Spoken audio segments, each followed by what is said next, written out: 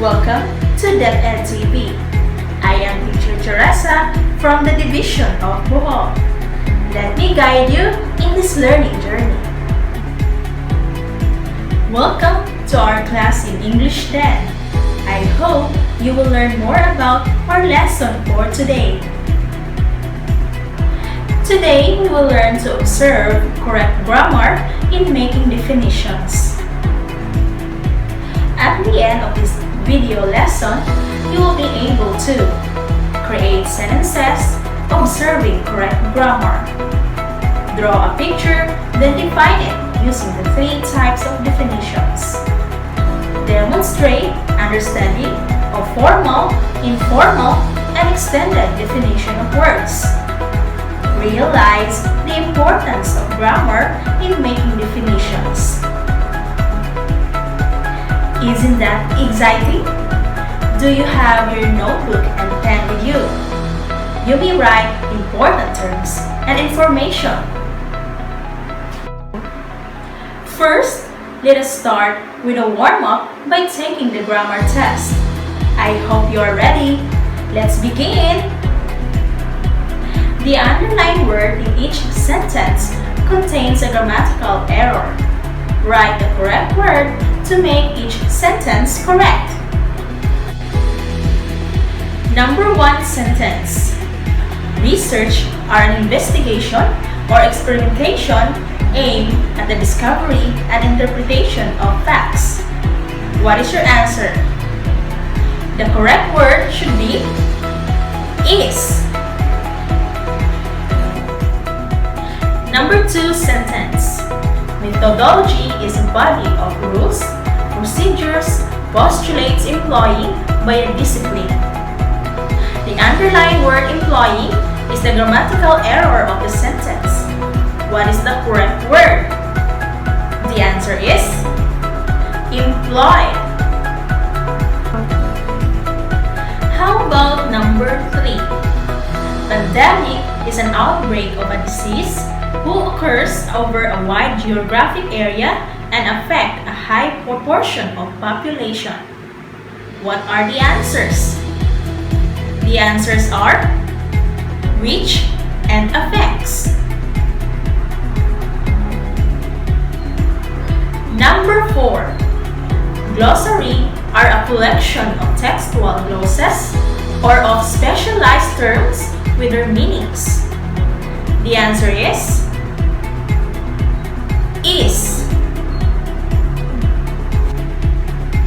Number 5 sentence. Iodine is an element that aid in the prevention of witter. The answer of this is element. Wonderful! You were able to correct the grammar of each sentence. Before we will proceed to the discussion, you need to answer this another activity. Identify the following as formal, informal, and extended definition. Use a separate sheet of paper.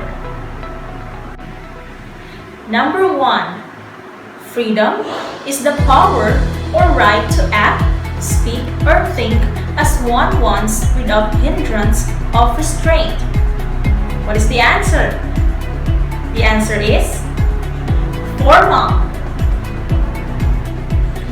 Number 2. To our colonial forefathers, freedom meant having a voice in their government.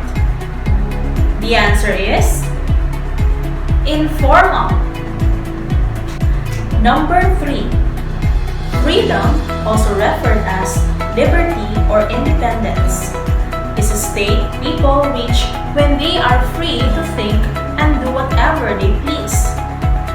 The answer is extended. Number 4. Bullying is an illegal act characterized by overbearing mistreatment and domination of others. The answer is formal. Number 5. At his worst, he was just another loud, boorish bullying drunk. The answer is informal. Perfect!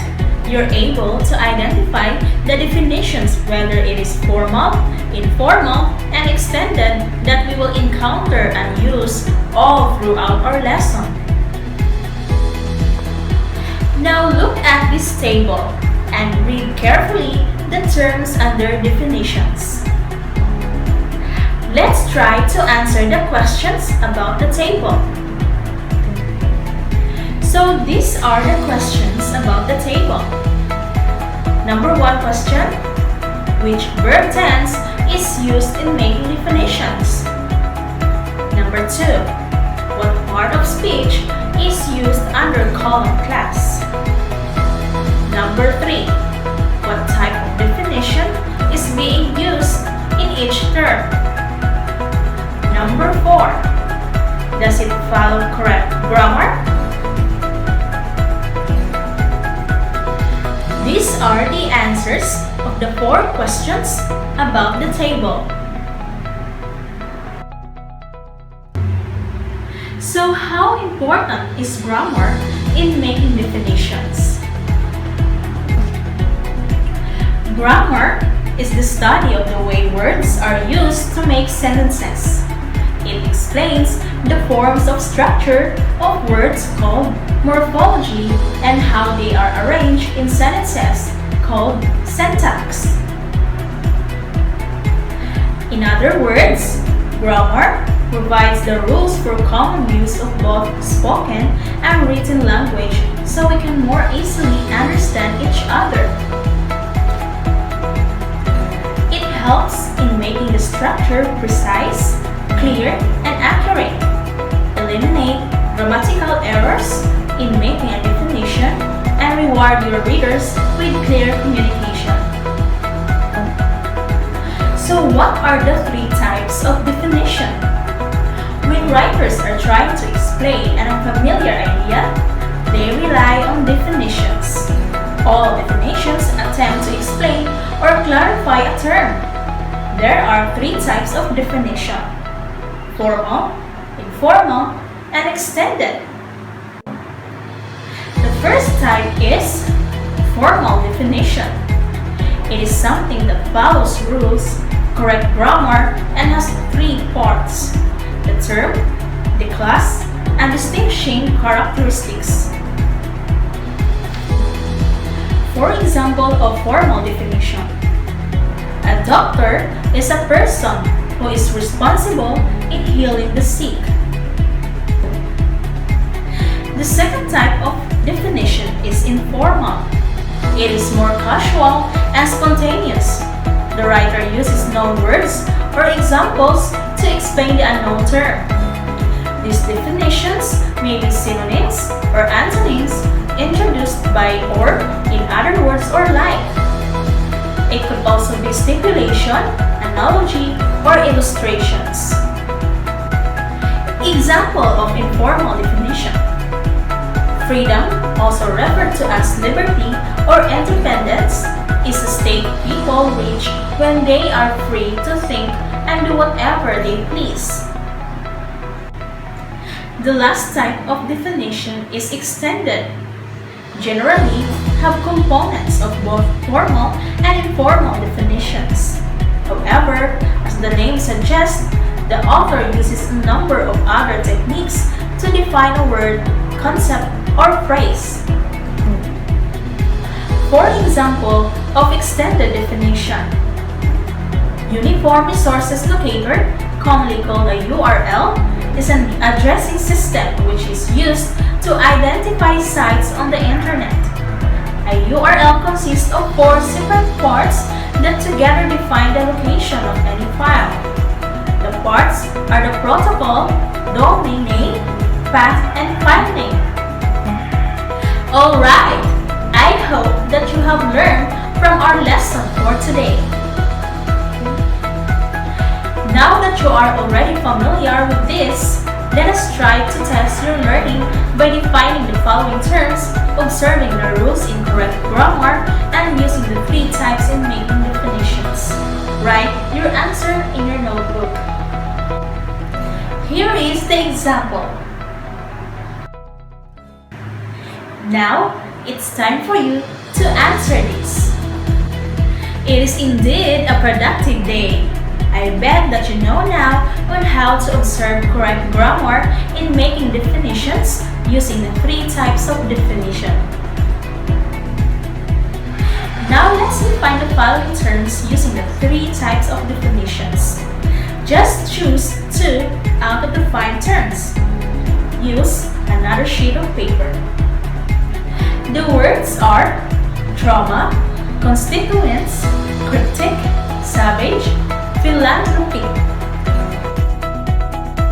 Excellent! It seems like you were able to understand our lesson clearly. For your assignment, draw a picture of your mother, then define the word mother using the 3 types of definitions. Be guided with the following rubric. Use a separate sheet of paper. Here is the rubric. And that ends our lesson for today. I really had a great time with all of you. I hope you did too, but please don't forget all the tests on your module. Let me have this quote. The attractiveness of correct grammar cannot be overstated. This is Teacher Teresa, glad to be your service to you today. I will see you all on the next episode. Good day everyone, keep safe and God bless. Bye!